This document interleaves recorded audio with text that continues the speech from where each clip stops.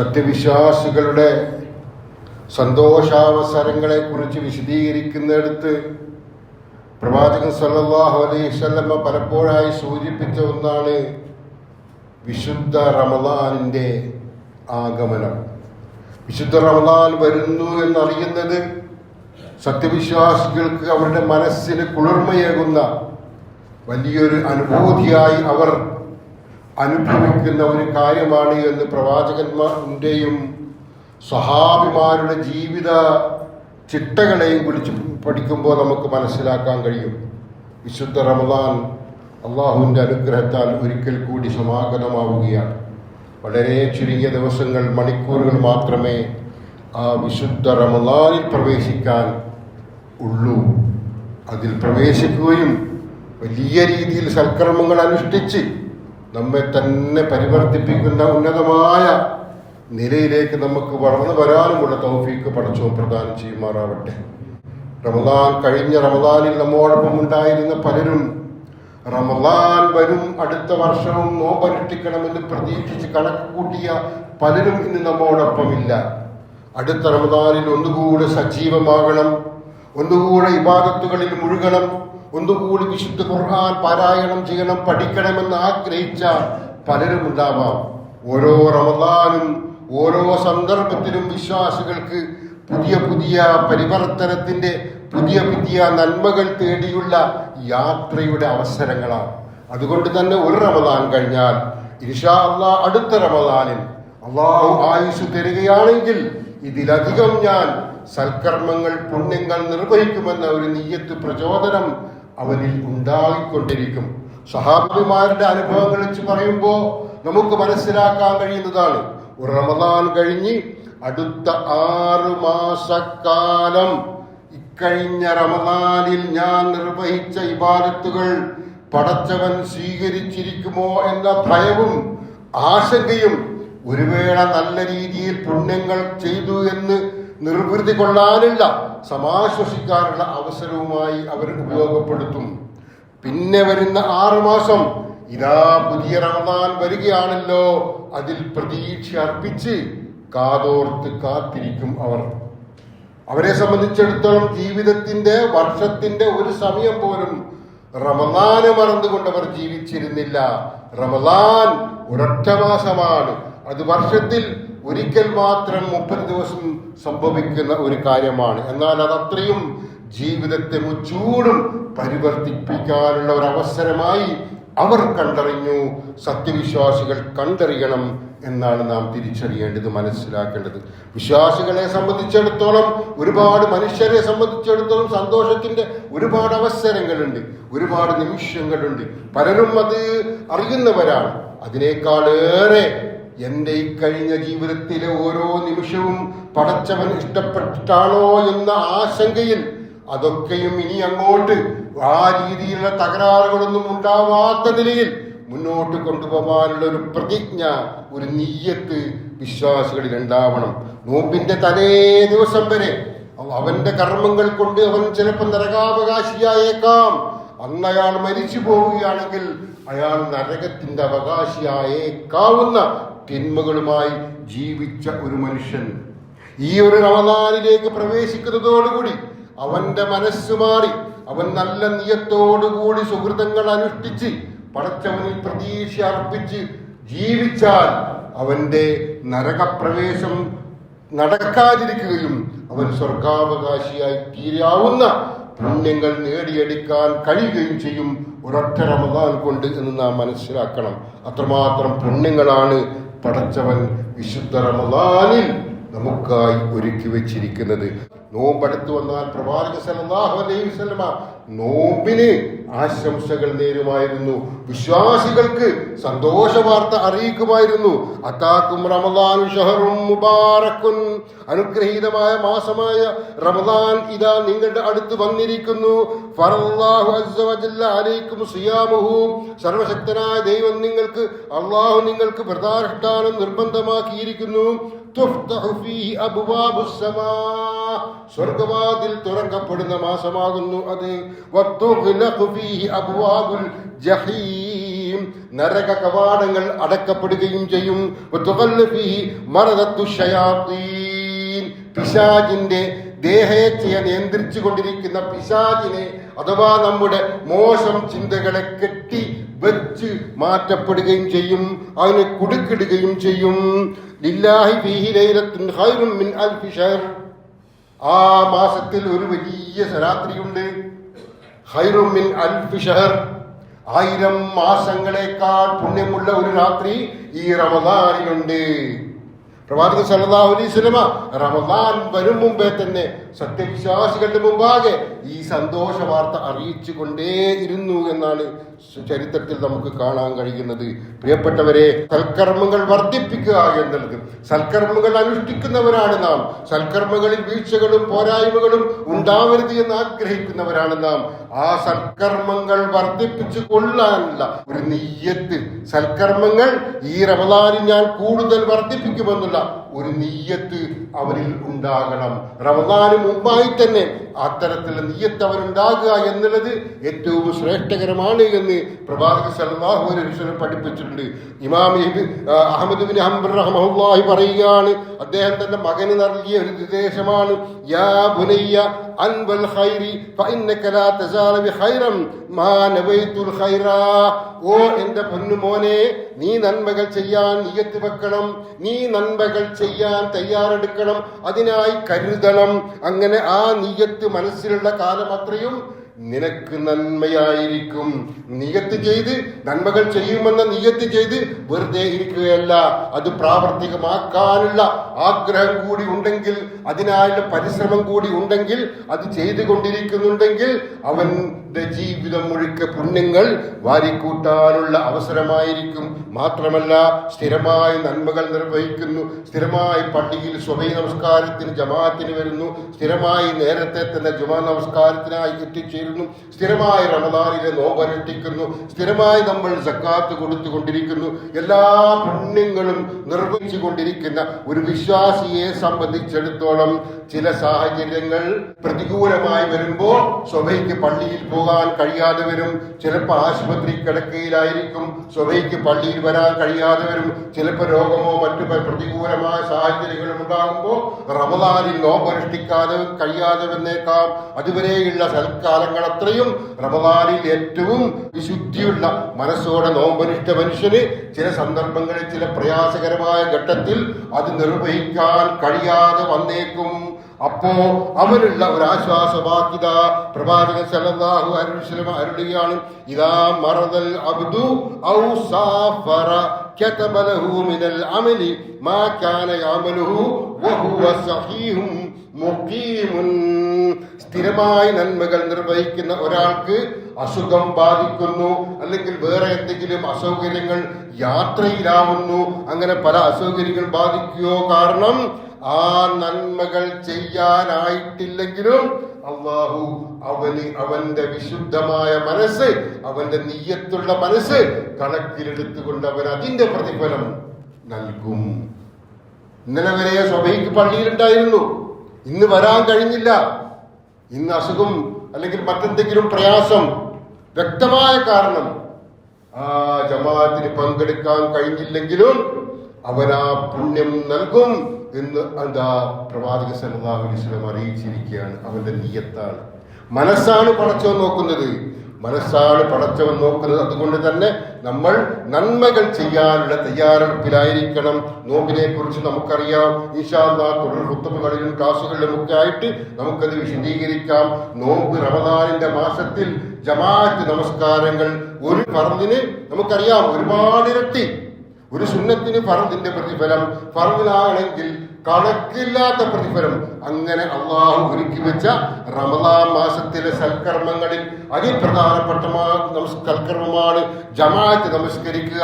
5 നേരത്തെ നമസ്കാരം ജമാഅത്തായി നിർവഹിക്കുക. അതിനുള്ള ഒരു തയ്യാറെടുപ്പ് കൂടി പരമാവധി ജമാഅത്ത് നമസ്കാരത്തിൽ ശ്രദ്ധ ചെലുത്താനുള്ള ശ്രമം ഉണ്ടായിരിക്കണം.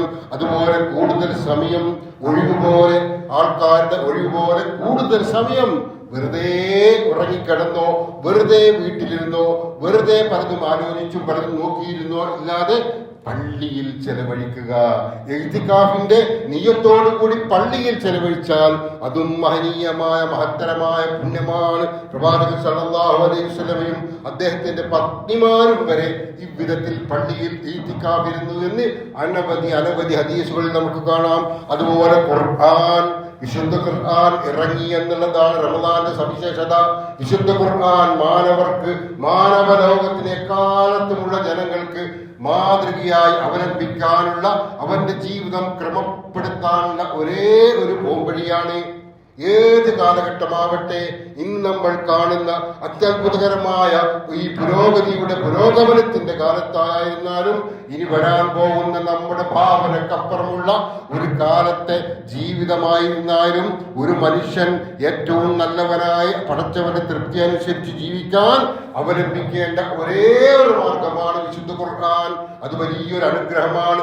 ആ അനുഗ്രഹത്തിന് നന്ദി കാണിക്കുന്നതാണ് റമദാനിലെ നോമ്പ്.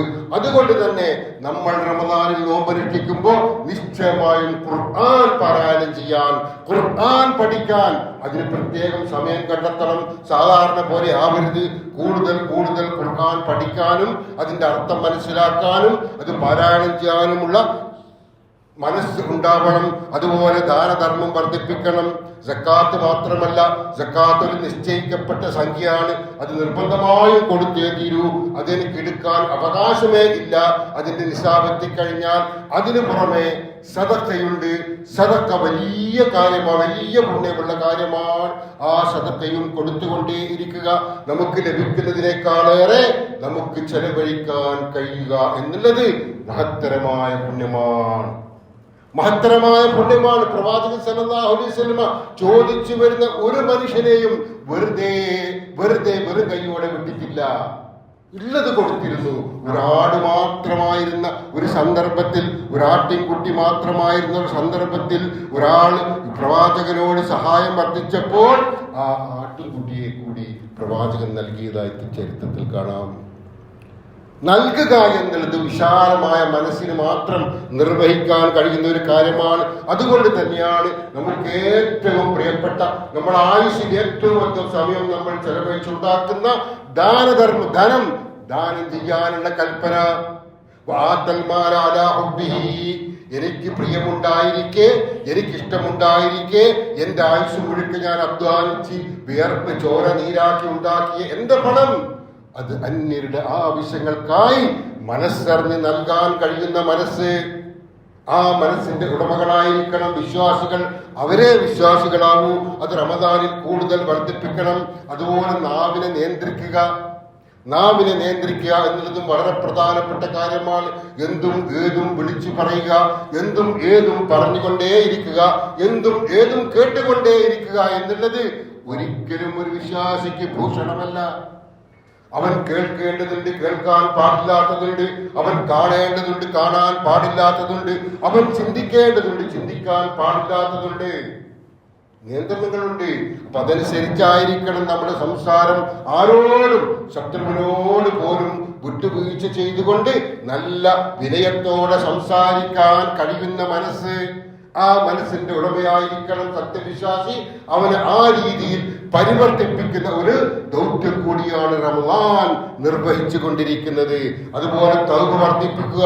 നമ്മിൽ നിന്നും വന്നുപോയ പോരായ്മകളും പാളിച്ചകളും ഒക്കെ പടച്ചവനോട് ഏറ്റുപറഞ്ഞ് ഇനി അതിലേക്ക് തിരിച്ചു പോവാത്ത വിധത്തിൽ തൗബ ചെയ്തുകൊണ്ട് വിശുദ്ധരായി തീരാനുള്ള ശ്രമം നടത്തുക. ദിക്ർ ദുആകളിൽ, പ്രാർത്ഥനകളിൽ സജീവമായി കൊണ്ടിരിക്കുക. അതുപോലെ ദരിദ്ര രോഗികളെയൊക്കെ പ്രത്യേകം പരിഗണിക്കുക. മാത്രമല്ല, നമ്മൾ പള്ളിയിൽ 5 നേരവും വന്ന് നമസ്കരിക്കുന്നു, ഈത്തിക്കാഫിരിക്കുന്നു, ഖുർആൻ പാരായണം ചെയ്യുന്നു. അങ്ങനെ ഒരുപാട് സൽക്കർമ്മങ്ങൾ നമ്മൾ നിർവഹിക്കുന്നു. പക്ഷേ നമ്മുടെ വീട്ടിലുള്ള നമ്മുടെ ഭാര്യയ്ക്ക്, നമ്മുടെ മക്കൾക്ക്, നമ്മുടെ ഉമ്മാക്ക്, സ്ത്രീ സഹോദരിമാർക്ക് ചിലപ്പോൾ ഈ അവസരങ്ങൾ ലഭിക്കാതെ പോകുന്നുണ്ട്. അവർക്കും സ്വർഗത്തിൽ ഉന്നതമായ സ്ഥാനം നേടിയെടുക്കാൻ വേണ്ടി ഇത്തരം അമലുകൾ, ഇത്തരം പുണ്യങ്ങൾ നിർവഹിക്കാനുള്ള അവസരം ഒരുക്കി കൊടുക്കുക. വീട്ടിൽ നോമ്പുതുറയുടെ അത്താഴത്തിന്റെ ആ അടുക്കളയിലെ ബഹളങ്ങൾ മാത്രമല്ല, അതിനൊരു നിശ്ചിതമായ സമയം, മറ്റ് ദിവസങ്ങളെക്കാൾ മാസങ്ങളെക്കാൾ ചുരുങ്ങിയ സമയം മാത്രം കണ്ടുകൊണ്ട് കൂടുതൽ ഇബാദത്തുകൾക്കായി അവർക്ക് അവസരം ഒരുക്കി കൊടുക്കാൻ നമ്മൾ തയ്യാറാവണം. നമ്മൾ തയ്യാറാവുമ്പോഴേ അവർക്ക് അവസരം ലഭിക്കുകയുള്ളൂ. അത്തരം കാര്യങ്ങളിലൂടെയാണ് നമുക്ക് ഈ മാസത്തെ ഏറ്റവും നല്ല രീതിയിൽ സ്വാഗതം ചെയ്യാൻ കഴിയുക. പ്രവാചകൻ സല്ലല്ലാഹു അലൈഹി വസല്ലമ ഒരിക്കൽ പറഞ്ഞു, നമ്മളൊക്കെ കേട്ട ഒരു സംഭവമാണ്. രണ്ടുപേർ ഒരു സന്ദർഭത്തിൽ വന്ന് ഇസ്ലാം മതം ആശ്രയിച്ചു. മുസ്ലിങ്ങളായി കുറച്ചു കാലങ്ങൾക്ക് ശേഷം ആ രണ്ടുപേരെ കുറിച്ച് അന്വേഷിച്ചപ്പോ ഒരാൾ ഇസ്ലാമിന് വേണ്ടി പോരാടി ഷഹീദായിരിക്കുന്നു. മറ്റേയാള് സാധാരണ നിലയിൽ സാധാരണക്കാരനായി ജീവിച്ചു മരിച്ചു പോയിരിക്കുന്നു. പ്രവാചകൻ ചോദിച്ചു, സാധാരണക്കാരനായി ജീവിച്ചു മരിച്ചു പോയ ആള് ഷഹീദായി മരിച്ചു പോയ ആളേക്കാൾ പിന്നീട് ജീവിച്ച ആളാണോ, കൂടുതൽ ആയുസ് ജീവിച്ച ആളാണോ? അപ്പോ ഈ വ്യക്തി പറയുന്നു പ്രവാചകനോട്, അതേ, അദ്ദേഹം ഒരു വർഷക്കാലം കൂടി കൂടുതൽ ജീവിച്ചു. പ്രവാചകൻ സല്ലല്ലാഹു അലൈഹി വസല്ലം പറഞ്ഞു,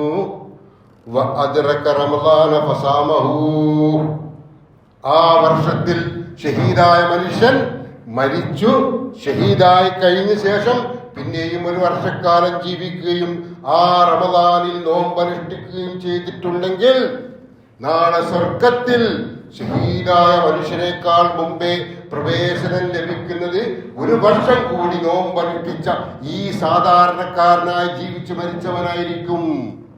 അത്ര മഹത്തരമാണ് നോമ്പ്.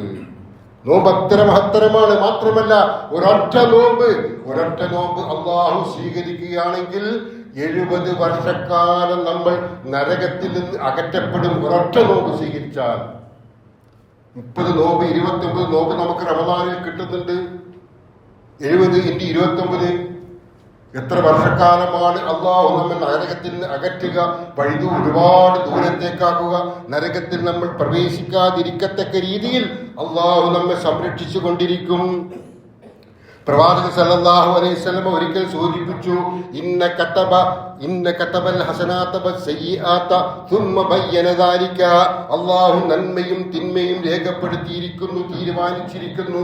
ഇന്ന കാര്യങ്ങൾ നന്മയാണ്, ഇന്ന കാര്യങ്ങൾ തിന്മയാണ്. സുമ്മ ബയ്യന ദാലിക എന്നീ പിന്നീടത് വിശദീകരിച്ചു. ഫമൻ ഹമ്മ ബിഹസനത്തിൻ ഫലം യഅമൽഹാ കതബല്ലാഹു ഇൻദഹു ഹസനതൻ കാമിലതൻ. ഒരാൾ ഒരു നന്മ ഉദ്ദേശിച്ചു, അത് ചെയ്യാനുള്ള തയ്യാറെടുപ്പിലാണ്. പക്ഷേ എന്നിട്ട് സാഹചര്യം അയാളെ കൊണ്ടത് ചെയ്യിപ്പിച്ചില്ല. അയാൾക്ക് സാഹചര്യം പ്രതികൂലമായി തീർന്നു. അതിൽ നിന്ന് പിന്മാറിയതല്ല അയാൾ. സാഹചര്യം പ്രതികൂലമായപ്പോൾ ആ നന്മ നിർവഹിക്കാൻ അയാൾക്ക് കഴിയാതെ വന്നു. പ്രവാചകൻ പറയാണ്, അങ്ങനെയുള്ളവന് നന്മ ചെയ്യാൻ നിയ്യത്താക്കി എന്നൊരൊറ്റ കാരണം കൊണ്ട് ആ നന്മ ചെയ്ത ഒരു പ്രതിഫലം അവന് ലഭിക്കുന്നതാണ്. ചെയ്യാതെ തന്നെ നന്മയുടെ പ്രതിഫലം ലഭിക്കുകയാണ് ആ നിയ്യത്ത് കൊണ്ട്. വീണ്ടും വിശദീകരിക്കാണ്,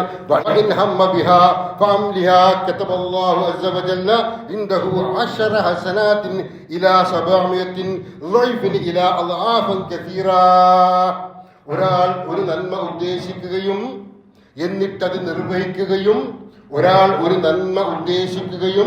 എന്നിട്ടത് നിർവഹിക്കുകയും ചെയ്താൽ അവന് അത് 10 നന്മയായി രേഖപ്പെടുത്തും. നേരത്തെ ഒരു നന്മ ഉദ്ദേശിച്ചു, സാഹചര്യം അനുവദിക്കാത്തതിന്റെ പേരിൽ അത് ചെയ്യാൻ കഴിഞ്ഞില്ല, അതിന് ആ നന്മയുടെ പ്രതിഫലം കൊടുക്കും. ഇവിടെ പറയുന്നു, ഒരാൾ ഒരു നന്മ ഉദ്ദേശിക്കുക മാത്രമല്ല അത് നിർവഹിക്കുകയും ചെയ്താൽ ഒരു പ്രതിഫലമല്ല, 10 പ്രതിഫലം അവസാനിപ്പിച്ചില്ല. 10 നന്മയായി രേഖപ്പെടുത്തുക മാത്രമല്ല, അവന്റെ ഉദ്ദേശശുദ്ധി, അവന്റെ മനസ്സിന്റെ നിയ്യത്ത് അതനുസരിച്ച് അത് 700 ഇരട്ടിയിലധികമായി വർദ്ധിപ്പിക്കും. ഒരു നന്മ നമ്മൾ ചെയ്താൽ 10 മിനിമം ഉറപ്പാണ്. അള്ളാഹു സ്വീകരിക്കുന്ന നന്മയായിരിക്കണം. പിന്നെ നമ്മുടെ ഉദ്ദേശശുദ്ധിക്കനുസരിച്ച് അത് 700 ഇരട്ടിയോളം വിശുദ്ധ റമദാൻ നന്മകൾക്ക് അത്തരത്തിലുള്ള പ്രതിഫലമാണ് അള്ളാഹു ഒരുക്കി വെച്ചിരിക്കുന്നത്. 700 മാത്രമല്ല, അതിലധികമോ നൽകും.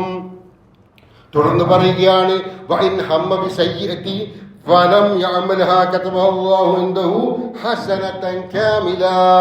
ഒരാൾ ഒരു തിന്മ ഉദ്ദേശിച്ചു എന്നിട്ട് ആ തിന്മ ഉദ്ദേശിച്ചതിൽ നിന്ന് അയാൾ അത് നിർവഹിക്കാതെ പിന്മാറി. തിന്മ ചെയ്യാൻ അതിനുള്ള സാഹചര്യമുണ്ട്, സൗകര്യമുണ്ട്, ഒക്കെയുമുണ്ട്. പക്ഷേ ആ തിന്മ ചെയ്യാതിരുന്നാൽ അയാൾക്ക് ഒരു നന്മ ചെയ്ത പ്രതിഫലമാണ് അള്ളാഹു ഒരുക്കി വെച്ചിരിക്കുന്നത്. തിന്മയാണ് ചെയ്യാൻ നിയത്താക്കിയത്, ഉദ്ദേശിച്ചത്. എന്നിട്ട് ആ തിന്മ ചെയ്യാതെ അയാൾ പിന്മാറുകയാണ്. അയാൾക്കും അള്ളാഹു ഒരു നന്മ രേഖപ്പെടുത്തുമെന്നാണ് ഇവിടെ സൂചിപ്പിക്കുന്നത്. ഇനി പറയാണ്